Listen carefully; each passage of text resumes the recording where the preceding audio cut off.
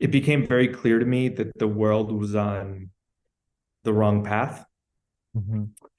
And one of the ways that it's on the wrong path, I think, is that people do not think for themselves. We don't have agency in our own lives, so we rely on others to live our own lives, to make our own decisions. Mhm. And and to put another way, centralization, right? I think centralization is one of the problems because centralization defers responsibility and authority to someone else. Mm. And Bitcoin is such a powerful tool because it allows the individual to take that back. And I think to change the path that we are on and to create a better world, step one is realizing our own power. And I do not know any tool available in the world that does that better than Bitcoin. I think the simple existence of Bitcoin, just becoming a user and learning about how the system works, Mm. encourages people to view themselves through a different lens and to realize their own power.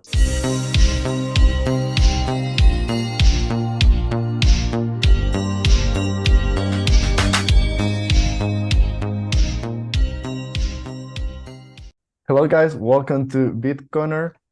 Today, we have the great pleasure to talk with John Dennehy. He is the founder of Mi Primer Bitcoin, my first Bitcoin Diploma. And so we're going to talk about that. But before that, John, please, can you introduce yourself a little bit? Sure, thank you. Thank you for having me on, first of all. Um, I love talking with people who are just as excited about this as I am. Um, so my name is John Dennehy. I am originally from New York. I currently live in El Salvador. So I've been a Bitcoiner for nearly exactly 10 years at this point. And I'm really, really excited about what's happening here in El Salvador. Just as the first country in the world to adopt Bitcoin. I think I think what happens here is really important for the rest of the world.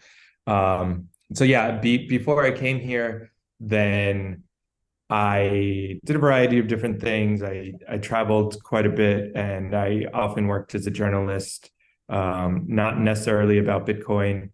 Uh, Sometimes though, sometimes I would write about Bitcoin, or more often, one of my beats was to write about value. So about currencies in different parts of the world, and how people use them in different parts of the world, like rural, urban, and differences between perceptions of value. That was one of the things that I was always interested in writing about, which is probably why I'm interested in Bitcoin. It's just this really fascinating value proposition.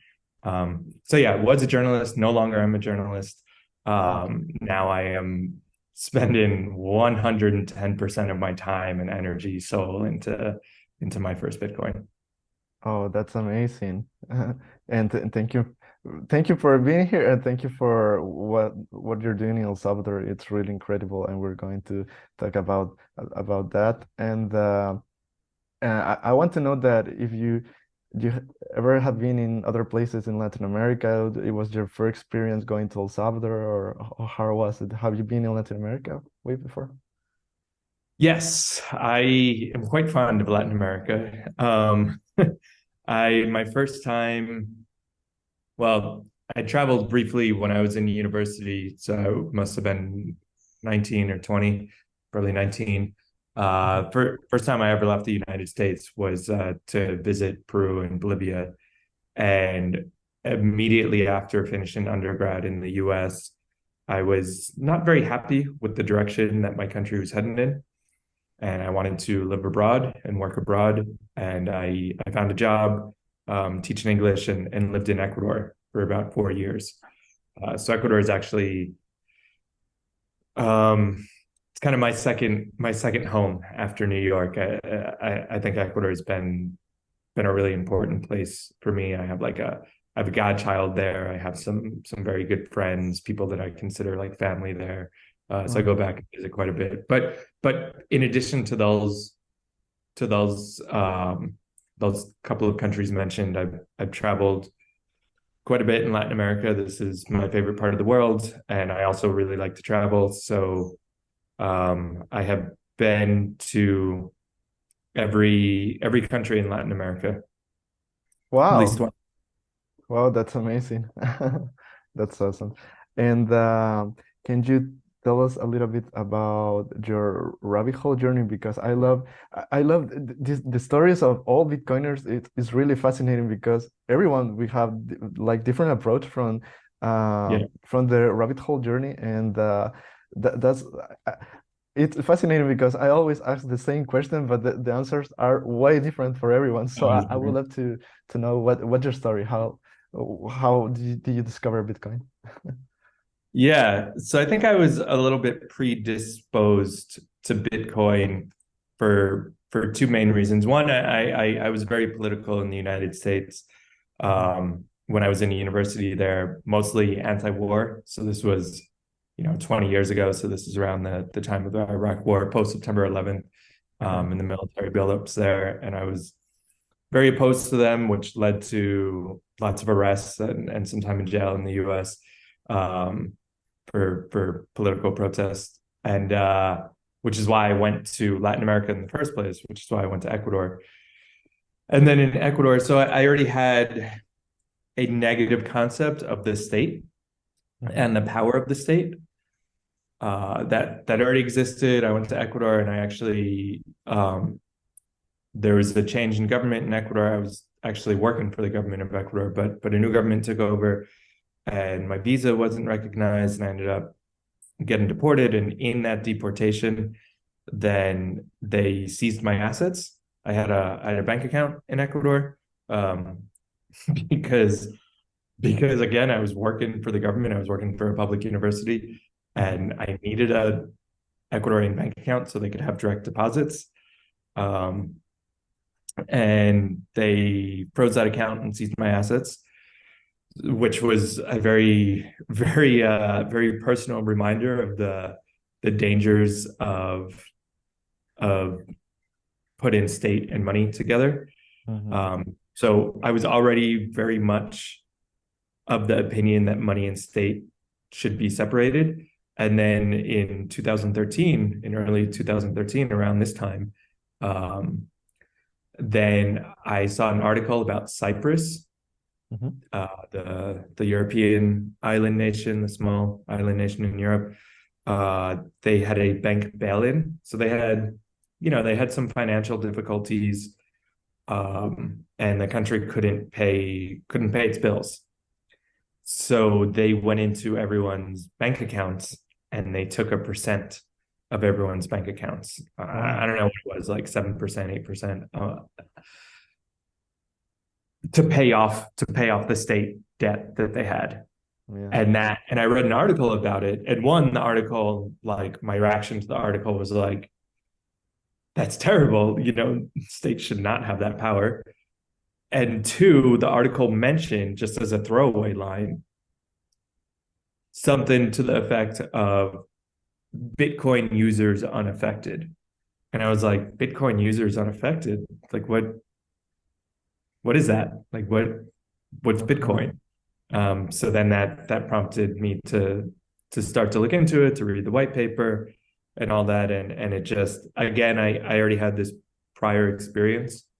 So I think I was predisposed to it, but it just clicked. I was like, wow, this is amazing. I had two initial thoughts, Mhm. and they were, this won't work.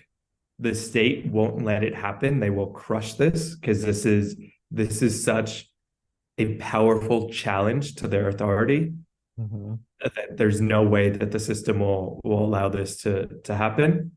That was the first thought. The second thought was,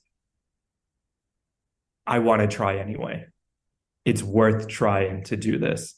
I don't know what the chance of success is, but it's not zero. And if it's not zero, then I really, really want to support this effort to try to make that a little bit higher than, a little bit higher chance of success. So I got into that later that year. I moved to England and I went to grad school in England. So I spent 2 years there, and almost by accident, because I had another issue with my bank account, because I had a US bank account. Uh-huh. And because I was using it in another country, it like triggered something, and then it actually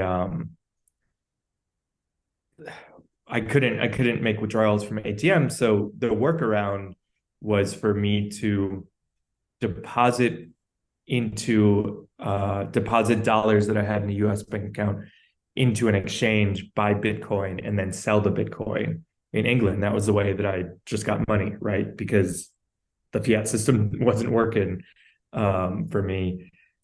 And I realized that there was a demand for it. I got to meet really cool people. I got to make a little bit of extra money, so I was using local Bitcoins. And that became kind of like a little side business, where I sold, you know, quite a few Bitcoins, on local Bitcoins, exploiting arbitrage between the price in the US and the price in England. This is 2013, so the ecosystem was not very well developed, so the price was a little bit different in each place. Yeah. And it was a little bit higher in England than it was in the US. The infrastructure was a little bit better in the US at the time, to buy Bitcoin. So yeah, so I got very involved very quickly with Bitcoin. Um, and then I kind of took a big step back when I left England. I had some I had some legal issues with selling Bitcoin on local Bitcoins. Again, the government seized my assets. They froze all my bank accounts because there were a Wow. lot of transactions. It just raised a red flag. Um, so that seemed like a good time to stop anyway. Uh, and it honestly kind of scared me a little bit. There was literally a gabble of police arrived at my house in England and were like, "What are you doing?" And Wow. it was pretty intimidating. So Yeah. I was like, okay, I feel like things were fine. There were no consequences. I mean, it was kind of a drag for a few months, but it felt like, okay, maybe I should take a step back from things. And I went on, did other things. I studied. I was getting my master's in creative writing and journalism, and I finished that degree, and then I became a journalist, um, often abroad. So I traveled a lot and wrote about different things happening in different parts of the world. And not that I forgot about Bitcoin, but I wasn't. I always loved Bitcoin. I would talk about it individually, but I wasn't involved in projects. I wasn't, selling Bitcoin in on local Bitcoins and using peer to peer. I was very excited about it, but I wasn't really involved with it until Meet from Rare Bitcoin, and that was it was really the pandemic in Hmm. 2020. I was back in New York, which was a crazy place. Hmm. Uh, I mean, the whole world was a crazy place, and I had an opportunity to really think about the world and the direction that we were heading in, and the conclusion that I came to was that it was not a good direction, and we needed to change course. And the best way to do that would be Bitcoin adoption. And the best Hmm. way to encourage Bitcoin adoption would be Bitcoin education in the developing world. And then not long after that, El Salvador was like, we're going to adopt Bitcoin. And I was like, huh, that seems like a good place to go to. Wow, that's awesome. Yeah, actually, uh, I I feel related with that because I was into Bitcoin, not into, but I knew and studied Bitcoin in the university around 2017. but it was more like the approach was blockchain, and the blockchain, the approach was the engineering approach about data and how you can manage for process and the factories and everything.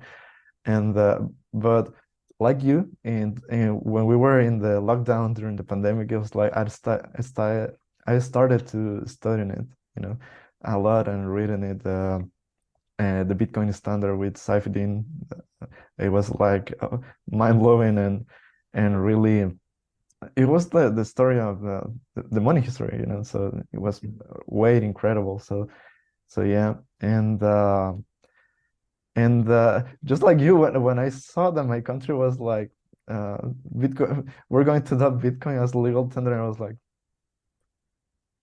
my, what my thoughts were like, is really Najib doing this? Because people people say had like the two opposite thoughts. One of them, I remember that people were saying like he's crazy, why he's doing it, and the other people were saying, wow, he's so brave because he's adopting Bitcoin as a legal tender. So yeah, the for me it was he's so brave because he's Yeah. when you know what it involves to adopt Bitcoin as a legal tender, is that basically he's fighting against the current system and the bank and central banks and everything, right?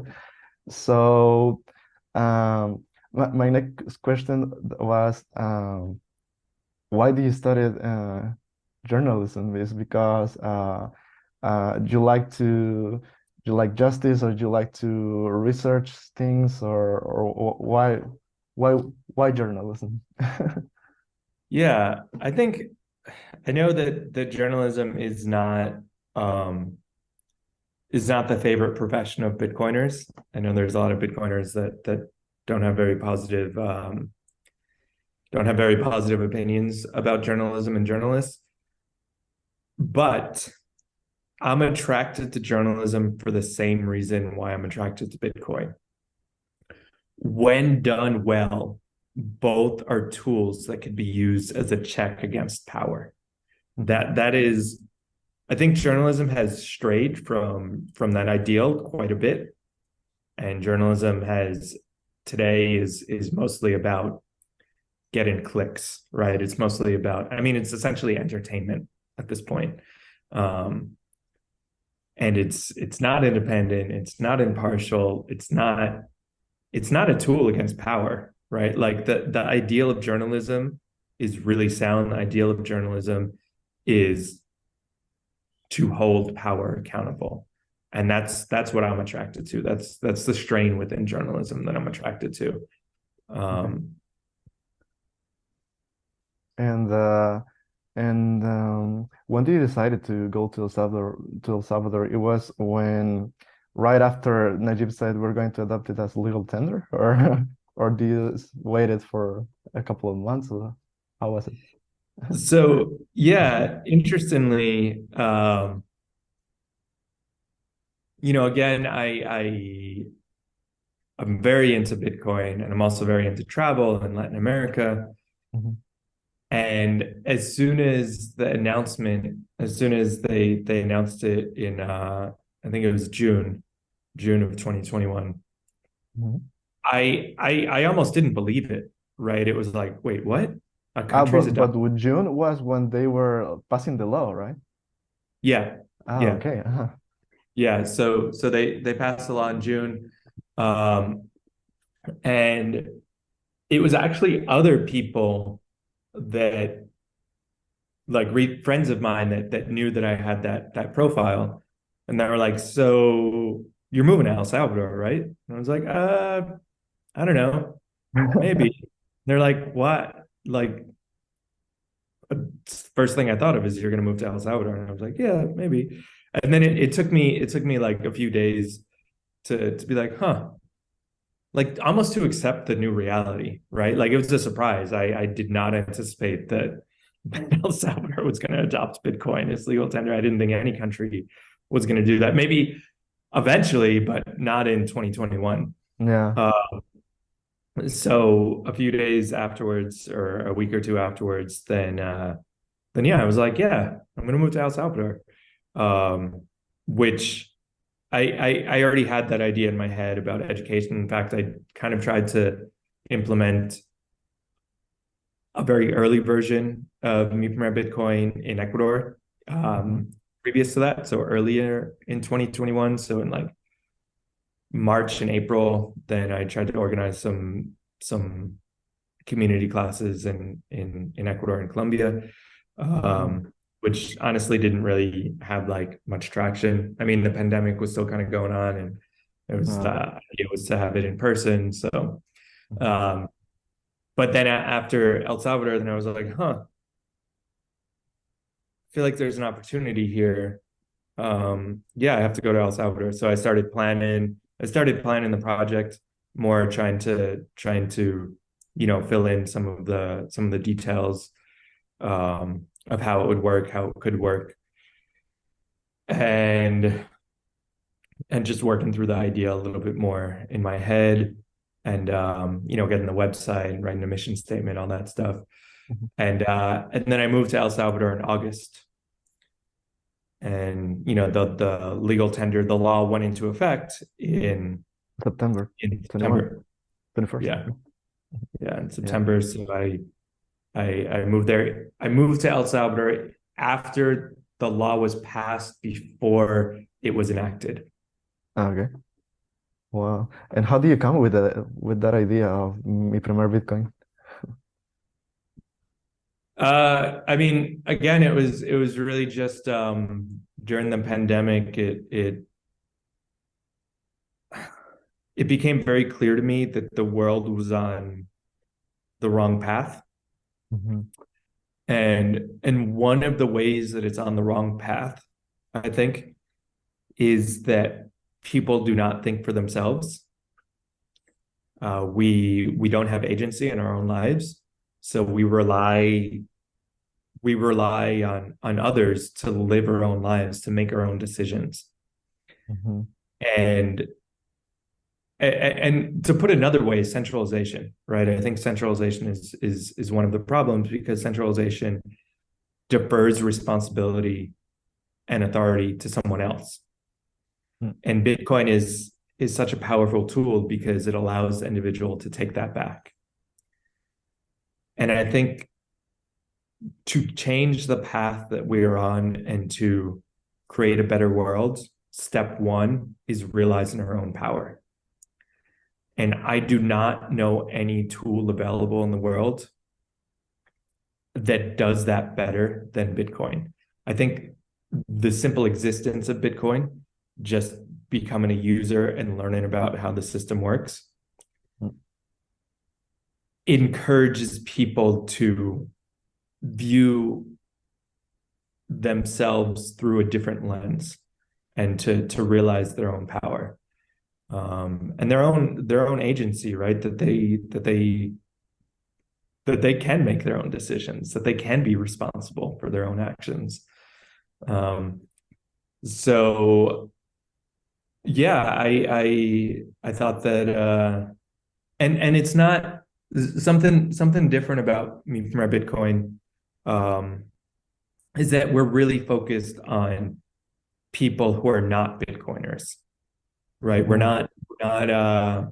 We're not trying to further educate people who are already have some education on Bitcoin, some that already have like a good knowledge base.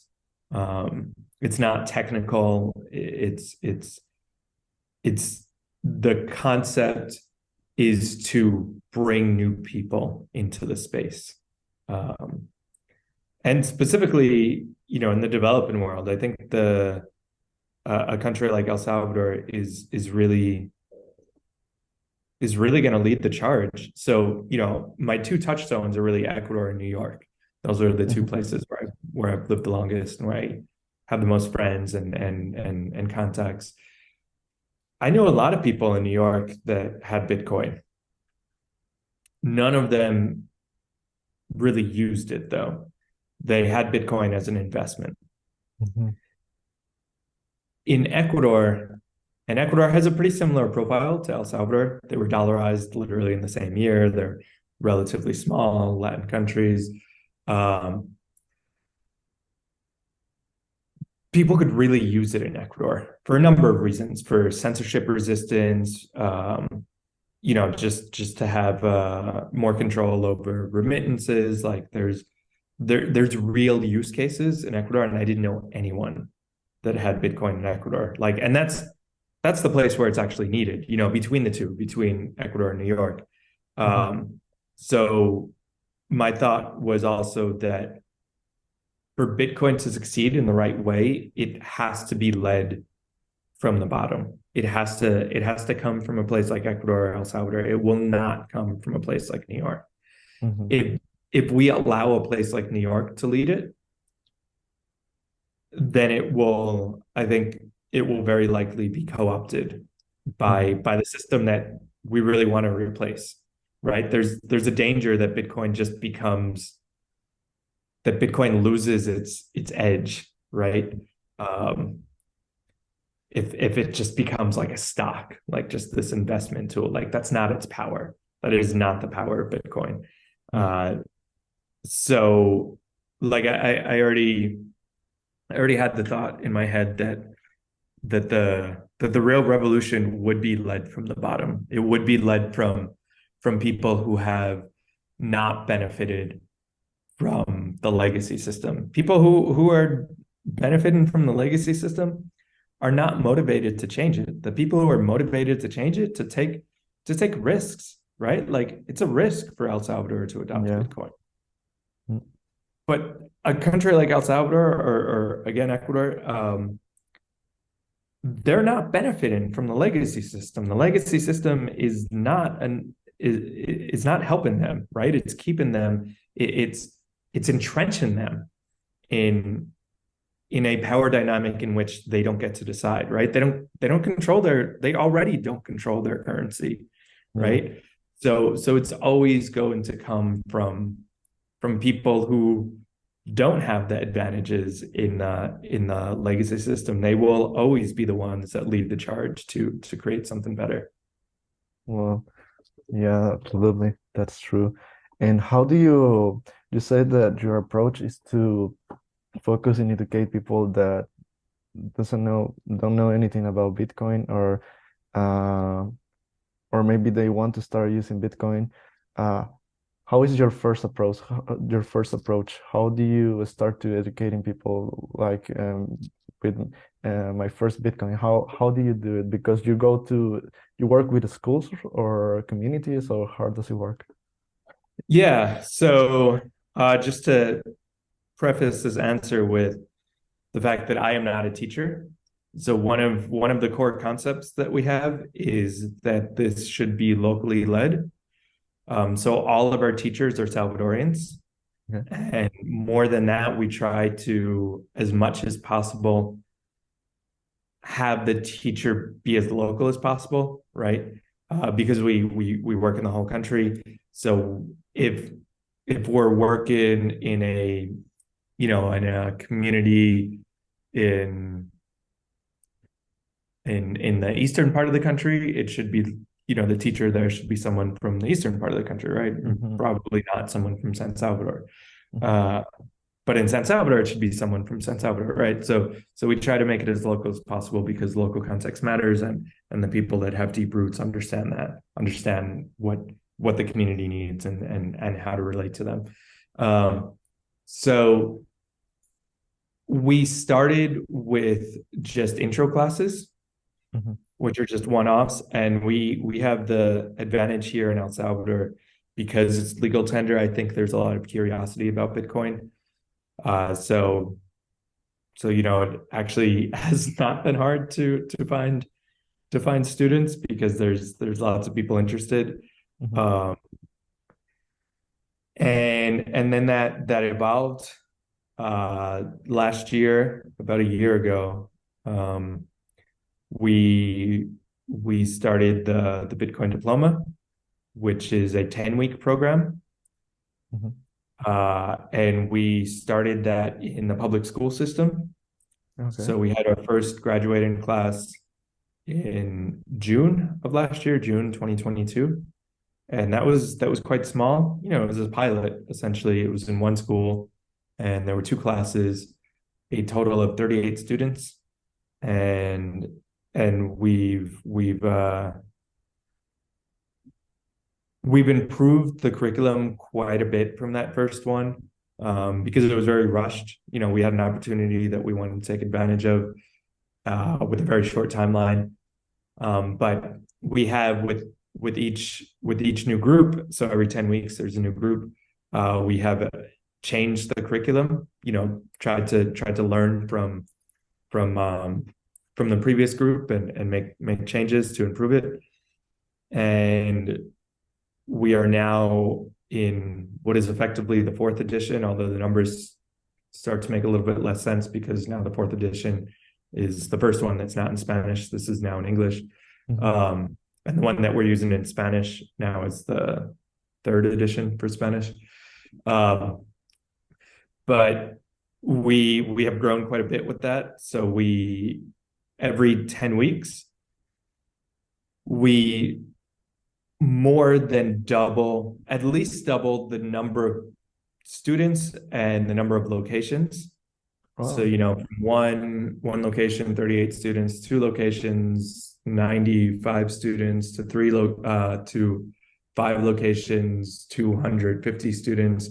And now we're in maybe 10 locations and 500 or 600 students that are currently going through the program. And we plan to continue doubling in size every 10 weeks. That's basically like as fast as we could go. And we run it we do run it in the public school system. There's six or seven schools that we're currently running it in right now. In addition to that, we have also started to run it out of mayor's offices. We've taught some local government officials, more in the eastern part of the country, more in the Department of Sultan. Okay. So we run it out of some city halls and some community centers. We have a project with Bitcoin Beach on an island in Sultan. So it's not. So yeah, we do run it out of schools, but we also run it. I think we're going to start to run one out of our house. But yeah, we are always growing. That's awesome. And I think education is very fundamental to, especially in my country, because I think now that we have the Bitcoin circular economy, it's really important to people. Even I think the most important ones are the teenagers, because they are the future generations that are going to leave the country. So yeah. And even small communities, because I think it's going to, I mean, El Sonte is the Bitcoin Beach is the whole example of the Bitcoin Right. can fix the problems of the economy. Yeah. They're the And pioneer. yeah, and how do you approach to Bitcoin in your classes? Do you use different wallets? Do you use the Chivo wallet, or how do you approach it? Is it just theoretical, or people can use sats, or how is it? Yeah. We do not use Chivo. So it's very important for us that we are independent and impartial. Okay. So we're very careful to not tell students they have to use this wallet and they can't use that wallet. So in the class, we do part of the class. So it's designed to be very interactive, and that's both the intro classes, which is where most of our students are. We had 10,000 students in intro classes last year. Whether it's the intro classes or whether it's the diploma or meetups or whatever, then we always try to encourage people to actually use it. We find that to be a very useful educational tool, to actually have people download a wallet, send them some sats, they send it to the next person, and it clicks for most people in a way that just talking about the theory wouldn't. So we tried to make it interactive. So we don't have a particular wallet. We will say these are different wallets that are available. These are, characteristics of each one, and then the student can decide. The reason why we don't use Chivo is Because it has KYC. Yeah. Mhm. One is we literally can't, right? Like when we work in high schools, the students, besides the fact that it's KYC, they're not 18, right? Well, there might be some that are 18, but many of them are 17, 16, 15, and that is not an option. Mhm. But for like an intro class that's open in the public, there might be adults in there. I mean, it's mostly adults, like it's mostly people over 18. But we also don't use it there because it's KYC. The idea is that people could see how easy Bitcoin is, and like with some wallets, you download the wallet and immediately we could send you some sats, you could send it to the next person. Moon wallets of Satoshi and or all of them, they Yeah. are not KYC. Yeah. Yeah. So we have a strong preference towards non-KYC just Mhm. for demonstrative purposes. And then with the question of when we work in the school system, then it's not even an option. Even if there was, well, I guess they are tied together. Like you can't limit minors from using it if it's not KYC. But yeah, basically because it's KYC. That's the main reason. Okay. Well, yeah, no, I think that's one of the characteristics, right? That Bitcoin has to be anonymous also. So, well, not Yeah. anonymous, but semi-anonymous. Yeah, and that you don't require at the end a KYC. Right. And how do you see the adoption in El Salvador, especially in local? Well, I'm going to make that question in two parts, if you can allow me. One in like in tourism, and then with people in El Salvador, so with Salvadorians. How do you see it in the areas that you're working? Yeah.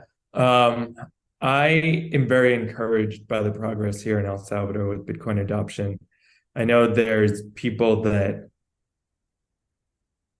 think that it should be going faster or that everyone should already be accepting Bitcoin, which is not the case. Not everybody accepts Bitcoin, not everyone uses it. Um, but I think what's most important is the trend. More people use it now than they did yesterday, than they did a week ago, a month ago, a year ago. The trend is definitely going in the right direction. I think that's the most important thing. And also, this has basically all happened in a bear market. I think Mhm. once it becomes a bull market, then I think the speed of things will pick up. With and that's so what I'm that answer was mostly about locals, right? I think locals are slowly but steadily uh, being onboarded to Bitcoin. And we're trying to play our role in that by helping educate. It's a drop in the bucket. There's millions of people here, and we've only taught tens of thousands so far. Um, but we're just getting started. We'll have hundreds of thousands and millions, I think, sooner than people would expect. But then in terms of tourism, like foreigners, I think there's a same thing, really. It's trending in the right direction. There is a growing community of Bitcoiners, not just as tourists, but people that are actually moving here and living here. And a lot of them are, everybody's different, right? Some people are maybe they're retiring here, right?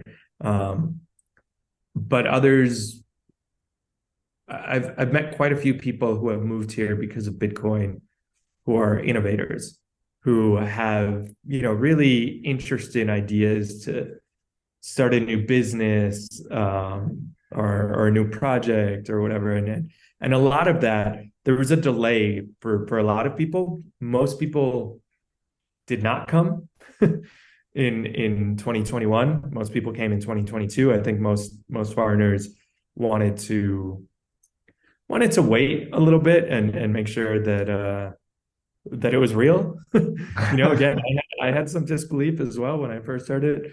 Yeah. Uh, and there's a little bit of a time lag there. So the people that came in 2022, I think we'll start to see some more fruits of their labor this year in 2023, and even more people are going to come this year. So again, I think for both the trend is going in the right direction.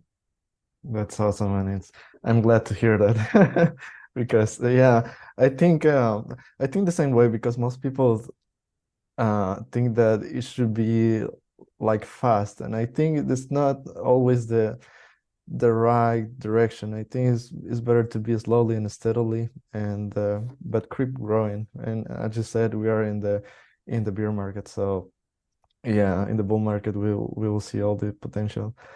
Okay, so we have around 10 minutes, so we're going to do this little game that all the people that watch the podcast already know. It's called Hard Truths, and I'm going to share you the link really quick while I explain you the game. The game it's rock paper scissors. We do it 3 times, and the loser had to pick a random question about this random list. It's not related with Bitcoin. It's like really funny questions about Okay. about our life, and the winner make the questions. So it's going to be like short answers about it. Let me see. Here's here. Uh, I'm going to share it here.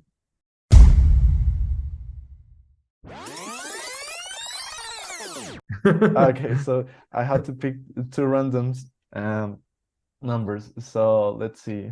And then you won. For me, it's 3 and 5. 3 and 5, is that what you answer or what I answer? No, that's the question that you're going to make me. Okay. And then I pick one. I'll pick a high number. I'll pick 88. I'm asking you 3 and 5, correct? Yeah, yeah. Okay. Uh Well, so what's your most bizarre nickname? oh God. Bizarre thing. Um, I don't know. People bizarre, I don't know, but my family always call me Chele. I bet you already heard that nickname in El Salvador, and if not, Chele means white, that a white person, but uh because I used to be very white. I am way more than I am right now. So, and it's like a nickname that I always had in my family. I don't know who picked it, but it's my familiar Okay. nickname, Charlie. Okay, cool. Yeah, I like your mug. Ah, thank you. Yes. That's awesome. All right, so very cool. I'll ask you number 5 then too. Yeah. Um, Summer, winter, spring, or autumn, and why? Oh, definitely summer. And my answer why is because I'm from El Salvador, so we have the coast, and in El Salvador is always most of the time in summer, and currently I live in Spain, and right now we are in winter and I'm very cold and I hate it. But when we I don't have like it. summer, I just love it. It's the best time. It's the best season ever. Yeah. And you said 88, right? Yeah. uh wow, that's that's a good one. It says, what are you most proud of in your life? What am I most proud of? I feel like it's a lot more serious than what's your favorite season. Um,